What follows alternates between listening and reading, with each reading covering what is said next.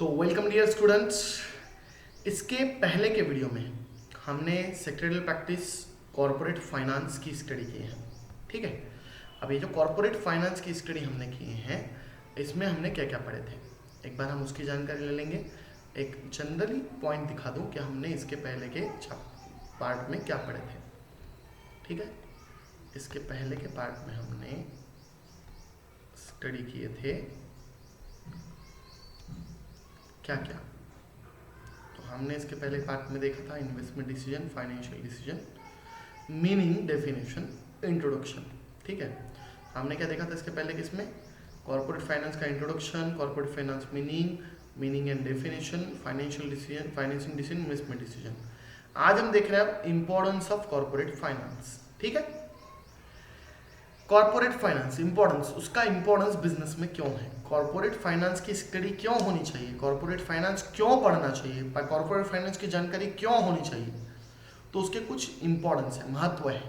वो महत्व हम अभी देख रहे हैं। तो पहला है उसमें हेल्प्स इन डिसीजन मेकिंग, मतलब कॉर्पोरेट फाइनेंस अगर पता है सबको तो वो मदद करता है, हेल्प्स इन डिसीजन मेकिंग में आसानी जाती है। Most of the important decisions of business enterprises are decided on the basis of availability of funds. Most of the business decisions are taken on the basis of availability of funds। बराबर है कि business में funds कितने available है, इस पे ही business के decision लिए जाते हैं। पैसे है, उदाहरण के लिए समझो हमें पब्लिसिटी करना है, एडवर्टाइजमेंट, पैसे है तो हम एडवर्टाइजमेंट करेंगे, पैसे में तो एडवर्टाइजमेंट कैसे करेंगे, सही है नहीं। तो वही चीज है कि अवेलेबिलिटी ऑफ फंड्स, अवेलेबिलिटी मतलब उपलब्धता, अवेलेबिलिटी यानी क्या, उपलब्धता, जितने फंड्स उपलब्ध है उस हिसाब से डिसीजन लिया जाएगा। It is difficult to perform any function of business enterprises without finance. Difficult to perform any function of business without finance, मतलब बिना फाइनेंस के कोई भी एक्टिविटी परफॉर्म नहीं कर सकते, पैसे ही नहीं है तो काम कैसे करेंगे। ठीक है, every decision in the business is needed to be taken on the basis of profitability. Every decision in business is taken on the basis of profitability, नफा कमाने की क्षमता, प्रॉफिटेबिलिटी यानी नफा कमाने की ताकत। प्रॉफिटेबिलिटी के आधार पे किसी भी बिजनेस का डिसीजन डिपेंड करता है। जो भी बिजनेस डिसीजन लेंगे, प्रॉफिट होगा तो डिसीजन लेंगे, प्रॉफिट नहीं है तो डिसीजन कैसे लेंगे। There may be number of options but the management is required to select the best one which will improve profitability. There may be number of options, बहुत सारे ऑप्शन होते हैं बिजनेस के पास, डिसीजन बहुत सारे ले सकते हैं, लेकिन it is required to select the best one which will improve profitability। जिससे प्रॉफिटेबिलिटी, कमाने की क्षमता बढ़ेगी, वही डिसीजन बिजनेस को लेना पड़ेगा। Business organisation can give green signal to the project only when it is financially possible. कोई भी नया प्लान अगर बिजनेस कर रहा है, green signal to the project, ये कब दिया जाएगा, जब प्रोजेक्ट से फाइनेंशियली पॉसिबल होगा। कोई प्रोजेक्ट, मैं सोच रहा हूं मैं कपड़े की दुकान खोलूंगा, मेरे पास पैसे है तो खोलूंगा, नहीं है तो नहीं खोल पाऊंगा, that is called green signal. कि फाइनेंशियली पॉसिबल है अगर कोई चीज तो ही ग्रीन सिग्नल मिलेगा, नहीं तो नहीं। The corporate finance plays significant role in decision making process, मतलब कॉर्पोरेट फाइनेंस क्या करता है, सिग्निफिकेंट रोल प्ले करता है, यानी कि महत्वपूर्ण भूमिका निभाता है किसमें, डिसीजन मेकिंग में। अगर फाइनेंस है तो डिसीजन लेंगे, फाइनेंस नहीं है तो डिसीजन, फाइनेंस मतलब funds in a business, business में जो पैसा है उसको फंड कहेंगे। ठीक है, तो फाइनेंस अगर ज्यादा है तो डिसीजन लेने आएगा, फाइनेंस नहीं है तो डिसीजन नहीं लेने आएगा। Therefore it is useful in decision making.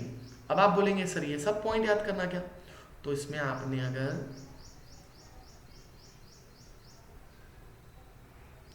ये 3 और ये 2 इतना भी याद किए तो ये काफी है, पूरा याद करने की जरूरत नहीं। ठीक है, ये बीच में का एक लाइन याद भी नहीं करेंगे तो चल जाएगा। ठीक है, ओके, अब हम आगे बढ़ते हैं। ठीक है, नेक्स्ट पॉइंट। अब ये क्या था, हेल्प्स इन डिसीजन मेकिंग, मतलब finance, corporate finance helps in decision making. अब क्या, helps in raising capital for a project. Helps in raising capital for a project, मतलब कि कोई प्रोजेक्ट है, कोई नया काम कर रहे हैं, तो उसके लिए जो कैपिटल लगता है उसकी भी मदद कौन करता है, कॉर्पोरेट फाइनेंस करता है। Whenever a business firm wants to start new venture, wants to start a new venture बोला है, यहां पे क्या बोला है, wants to start a new venture, नया व्यवसाय शुरू करना चाहता है business, it needs to raise capital. अगर कोई भी नया बिजनेस भी शुरू करना है तो उसके लिए कैपिटल लगता है। Business firm can raise funds by issuing shares. Business firm जो है, बिजनेस की संस्था जो है, फर्म यानी संस्था, वो पैसे कैसे बढ़ाएगी, बाय इशूइंग न्यू शेयर्स, नए शेयर्स बेचेगी, नए डिवेंचर बेचेगी, बॉन्ड्स बेचेगी, और even by taking loans from the banks, या फिर बाहर से कर्जा लेगी। मतलब इतने तरीके से बिजनेस में का पैसा बढ़ाया जा सकता है, किस चीज के लिए, फ्यूचर के लिए। ठीक है, ये आपको पूरा पढ़ना पड़ेगा। Helps in research and development. Research and development, research मतलब संशोधन, डेवलपमेंट मतलब विकास। संशोधन व विकास कहते हैं इसको, एक डिपार्टमेंट होता है संशोधन व विकास बोलकर डिपार्टमेंट होता है। ठीक है, research and development must be accepted for the growth and expansion of business. Research और डेवलपमेंट किस लिए एक्सेप्ट करना चाहिए, for the growth and expansion of business, business को आगे बढ़ाने के लिए।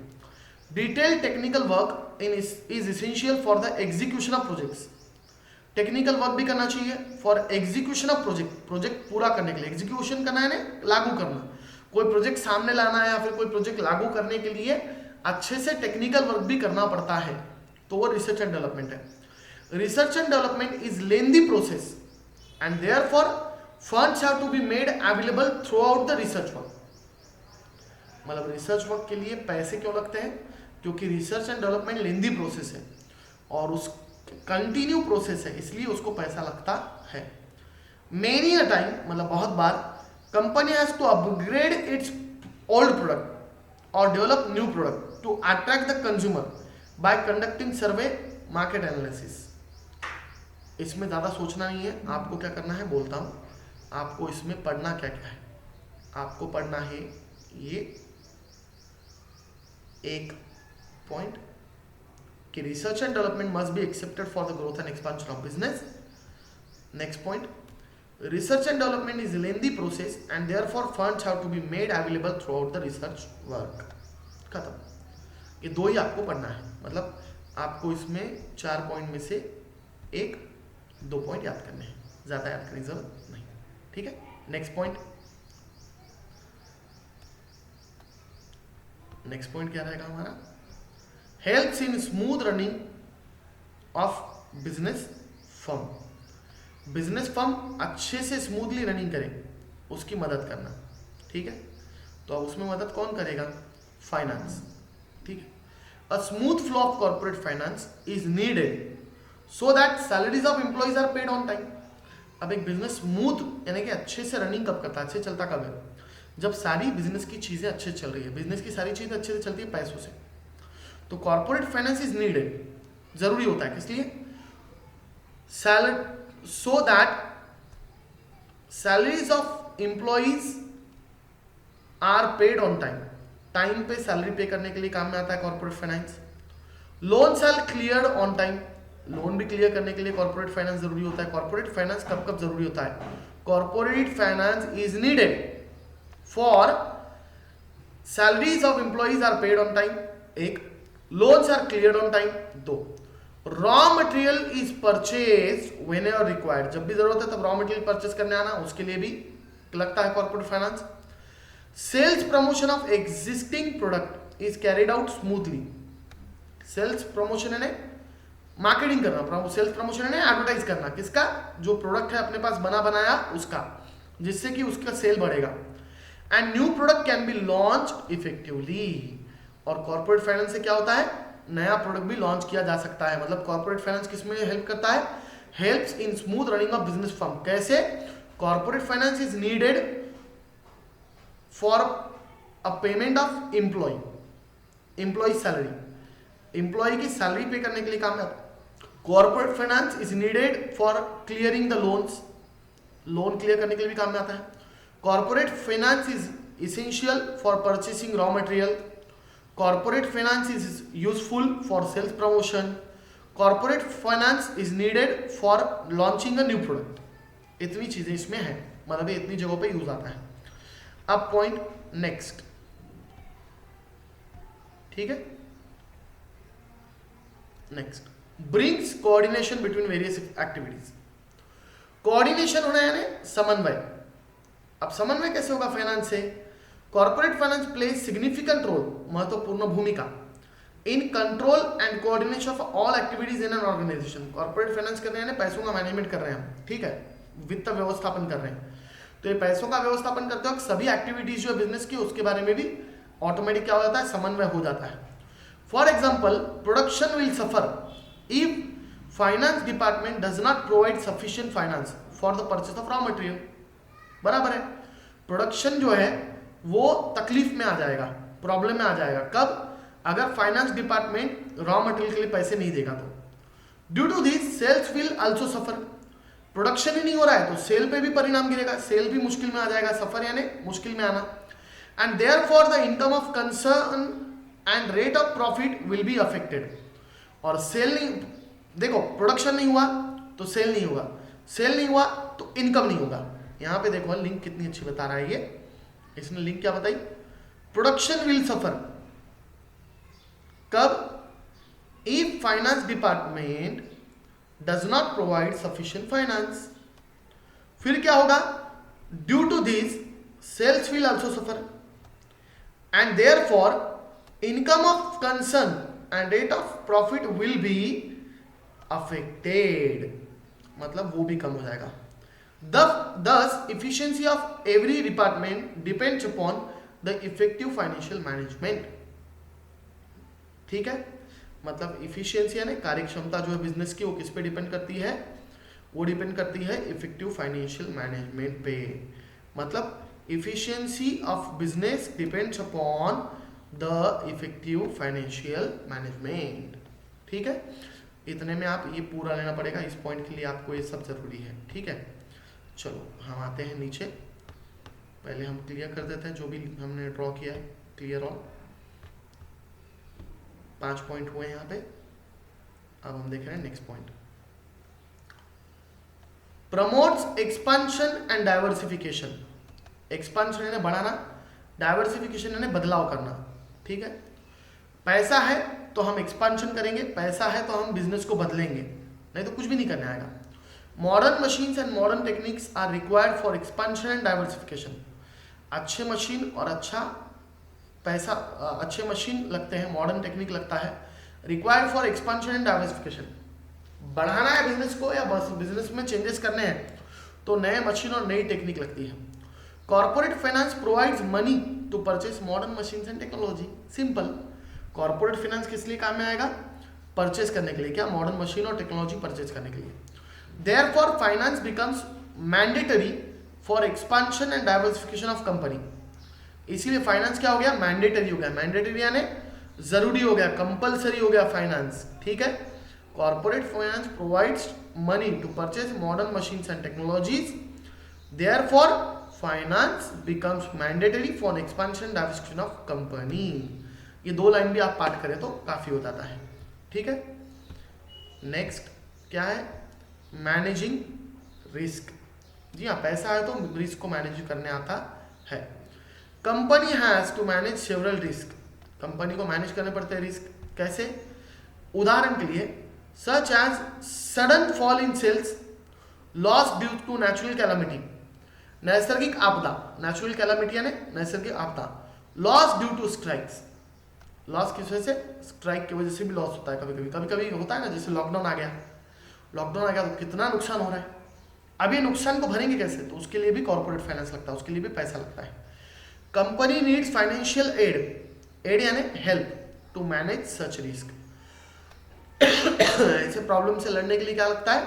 फाइनेंस लगता है, पैसा लगता है। ठीक है, रिप्लेस ओल्ड एसेट्स। आप देखो, ओल्ड एसेट रिप्लेस करना है, पुराने एसेट्स को भी बदलना है अगर, तो पैसा लगता है। assets such as plant machinery become old and outdated over the years। बराबर है, बहुत सालों के बाद क्या होता है, मशीनरी जो होता है, जो भी प्लांट्स है, प्लांट यानी एक मशीनरी का सेटअप, ठीक है, वो पुराने हो जाते हैं। They have to be replaced by new assets, उनको रिप्लेस करना जरूरी होता है नए एसेट से। Finance is required to purchase new asset, मतलब फाइनेंस यहाँ पे भी मदद करता है, नया एसेट लेना है तो यहाँ पे भी पैसों की मदद लगती है, ठीक है। नेक्स्ट पॉइंट क्या है अब हमारे सामने नेक्स्ट पॉइंट है payment of dividend and interest. देखो पेमेंट करना है डिविडेंड का, मतलब डिविडेंड का पेमेंट यानी डिविडेंड क्या होता है, लाभांश, डिविडेंड यानी लाभांश। अब देखो क्या होता है कंपनी में होते हैं शेयर होल्डर्स, कंपनी में कौन होते हैं, शेयर होल्डर्स। जब कंपनी को प्रॉफिट होता है ना तो कंपनी क्या करती है, पार्ट ऑफ प्रॉफिट देती है एक शेयर होल्डर को। कितने, अब शेयर होल्डर बहुत सारे हैं तो प्रॉफिट नहीं देगी, क्या देगी शेयर होल्डर को, पार्ट ऑफ प्रॉफिट देगी। और इसी पार्ट ऑफ प्रॉफिट को,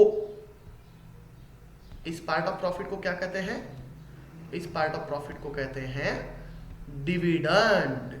क्या कहते हैं, डिविडेंड, ठीक है। लेकिन उसी जगह पे समझो कंपनी ने किसी से कर्जा लिया है, अब ये तो हो गया शेयर होल्डर्स का, शेयर होल्डर्स को कंपनी क्या देगी, पार्ट ऑफ प्रॉफिट देगी यानी कि डिविडेंड। लेकिन उसी जगह पे समझो किसी से लोन लिया है, जैसे कि क्रेडिटर्स है या फिर बैंक है, इन दोनों से अगर लोन लिया है तो इनको क्या देगी कंपनी, इनको देगी इंटरेस्ट। क्या देगी कंपनी इनको, इंटरेस्ट यानी कि ब्याज, ठीक है, क्लियर, कोई प्रॉब्लम नहीं। चलो fees to register of companies, register of companies को फीस देगी, जी हाँ देनी पड़ती है, कंपनी रजिस्टर करना है तो उसके चार्जेस लगते हैं। Finance is needed for paying this taxes and fees, और टैक्सेस और फीस पे करने के लिए भी फाइनेंस लगता है। मतलब फाइनेंस इतनी जगहों पे जरूरी है, ये था फाइनेंस का इंपॉर्टेंस। मतलब फाइनेंस एक जगह पे काम में आता है कि नहीं, तो फाइनेंस कहाँ कहाँ काम में आता है और कहाँ कहाँ हमें फाइनेंस की जरूरत पड़ती है, वो हम एक बार रिवीजन देख लेते हैं कि हमें फाइनेंस कहाँ कहाँ लगता है। तो ऊपर से देखते हैं पूरा एक बार फिर से, डाउट है तो मुझे फ़ोन करके पूछना है। यहाँ पे खत्म होता है इंपॉर्टेंस ऑफ कॉर्पोरेट फाइनेंस, यहाँ पे क्या खत्म होता है, importance of corporate finance. Helps in decision making, decision making में कॉर्पोरेट फाइनेंस की जरूरत पड़ती है। Helps in raising capital for project, नया कुछ कर रहे हैं तो उसके लिए कैपिटल लगता है। Helps in research and development, research and development में भी हेल्प होती है कॉर्पोरेट फाइनेंस की। Corporate finance helps in smooth running of business firm. अब क्या करो, जो भी पढ़ रहे हैं तब पहले कॉर्पोरेट फाइनेंस ये पढ़ो, पहले कॉर्पोरेट फाइनेंस पढ़ो फिर आगे का पार्ट पढ़ो, ठीक है। Helps in smooth running of business firm, ठीक है। Corporate finance bring coordination between various activities. Corporate finance promotes expansion and diversification. Corporate finance managing risks. Corporate finance replace old assets. Corporate finance pay dividend and interest. Corporate finance is useful for payment of taxes and fees. ये है importance of corporate finance. इसके आगे हम next video में continue करेंगे capital requirement, ठीक है। तब तक के लिए स्टे होम, स्टे